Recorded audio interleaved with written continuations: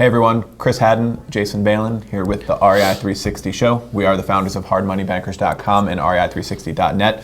Today we are talking about the importance of being self-aware in real estate, knowing what you're good at and focusing on that, and possibly even more importantly, knowing what you're not good at so that you can stay away from it.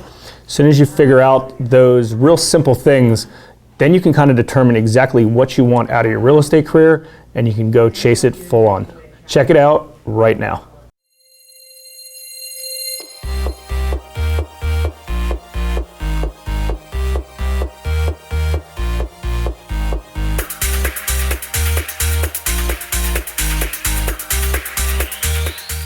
It's hugely important to be self-aware of what you're good at and what you're not good at. If you are able to focus your time and efforts on what you are good at, it can cause huge positive results, movement in the right direction.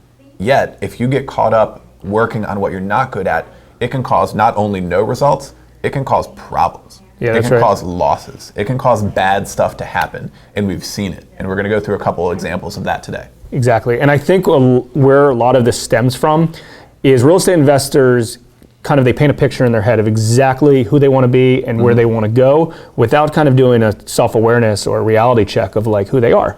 Right. So for instance, I want to be this huge real estate developer. I want to flip these houses. I want to do this. I want to do that. It's like, okay, first let's sit down and figure out kind of what skill sets you have and your personality type. We've talked about disc personality types a lot in the past because we're huge on that. But it's okay. Well, I want to do this, but I don't know construction, and I don't care to learn construction. Or I don't know anything about accounting. I don't care about accounting. So all of a sudden, you want to create. Does anybody even start that way? Yeah, they should. I don't think anybody sits down and goes through that. Yeah, I mean, you should be going through your personality type. Take the disc personality type on Tony Robbins' website. Right. Figure out who you are first, because that will tell you the majority of this.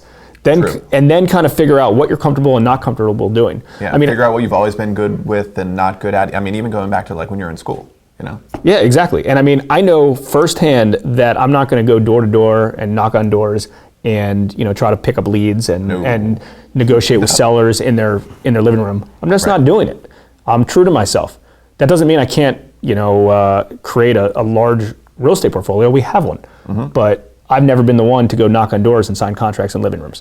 Right. And I don't need to be. And as I've stated a number of times before on the show, like I'm not good at construction. I don't really get it. I'm good at other things in business. And just backing up for a sec, whether you're an investor or an agent or whatever, there are a number of different skill sets that go into real estate. You can be good at different things and be successful. You don't have to be good at everything. Most people aren't good at everything. No, I don't think anyone is. It's too you can't be. There's too many things. Exactly. There's too many things.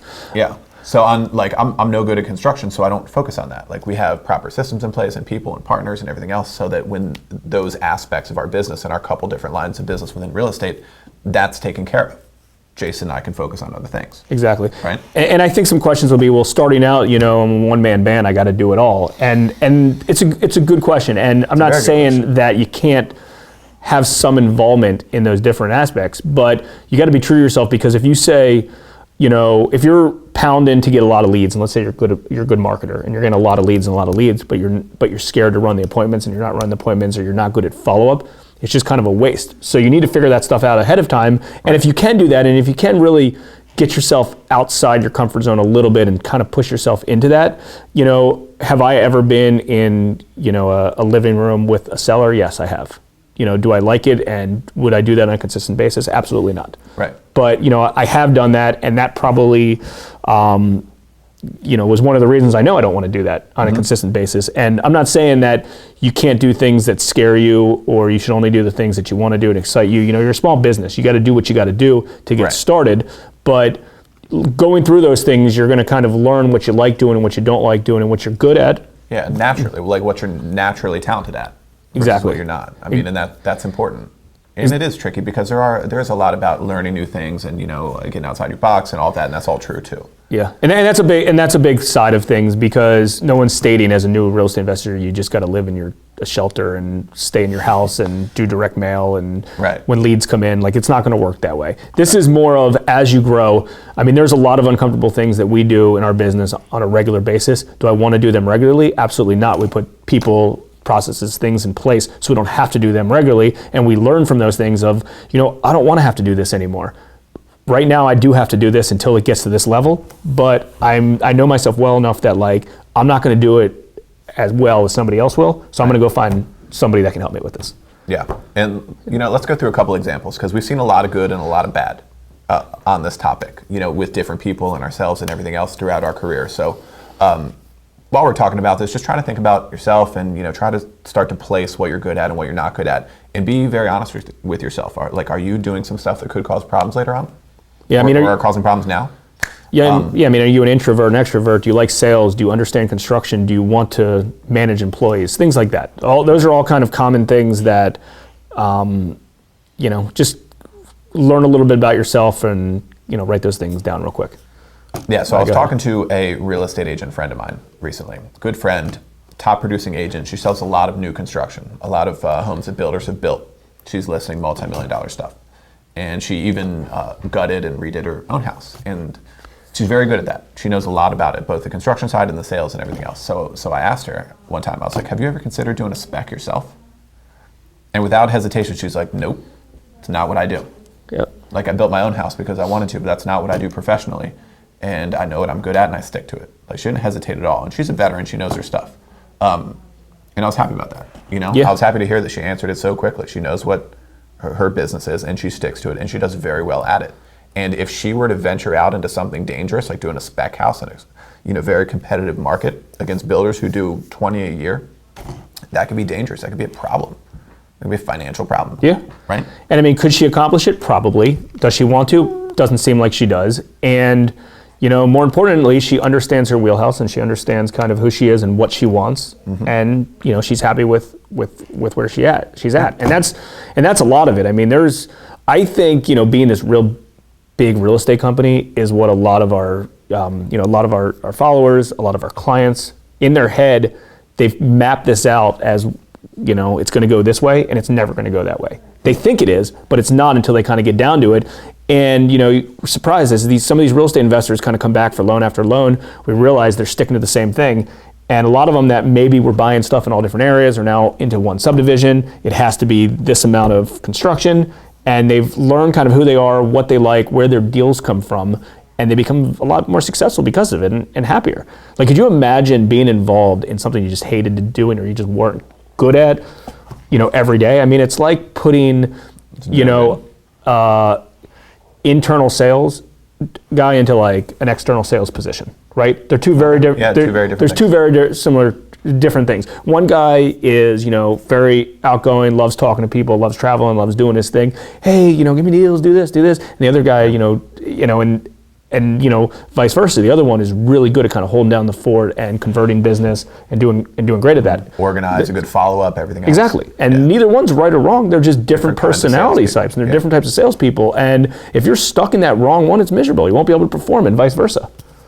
Yeah, and that's another good example. Also, we have a friend who's very, very skilled at sales and marketing and can get the phone to ring and he can convert those calls into deals. And he's not so good at the construction and operation side of things and accounting and finance and employee management and everything else, yet he won't let it go. Yeah. Like we've seen it happen for some years now that he won't let that side go or, take on the right partner to handle that or whatever, or, kind of, frame his business around what his strengths are. He hasn't been able to do that yet. And it's been a problem. Like it leads to not only lack of productivity, but it leads to issues like money losing deals and like unhappy partners and bad stuff. Yeah. And it all stems from not being self-aware. Yeah, and it's all mental. I mean, he doesn't know, for some reason, it hasn't hit him what he's good at and what he's bad at. And it's that simple. You're good at this. We can point that out. Many clients, friends can point that out. Go stick to that and that's it. Don't try to dabble over here. We don't want to dabble in the construction side because we're not great at it. We don't we don't fully understand it. There's a lot of parts of our business that we don't, it's okay for us to be in that line, industry or that line of business, but find the right strategic partners. And that's why we have partnerships, for our home buying company, for our rental company, for other lending offices that we have in different territories, experts in that stuff. Third-party inspectors, all kinds of stuff. So we stick to what we know best. Absolutely. So that is the lesson for today. Ladies and gentlemen, be very, very honest with yourself about what you're good at and what you're not, and frame your business around focusing on what you're good at. not only can focusing on the things that you're not so good at lead to lack of productivity, but it can lead to real problems and business issues. Especially in real estate investing. Yeah, especially in real estate investing, because there's money on the line. There's personal guarantees, there's cash. It's a real investment that can make money or it can lose money, and that's something to be very, very serious about. That's right. All right, so check us out at hashtag Hard Money Bankers, hashtag the REI360 show, hardmoneybankers.com, REI360.net. Whiteboardbook.com. Check out the book, whiteboardbook.com, or check it out on Amazon.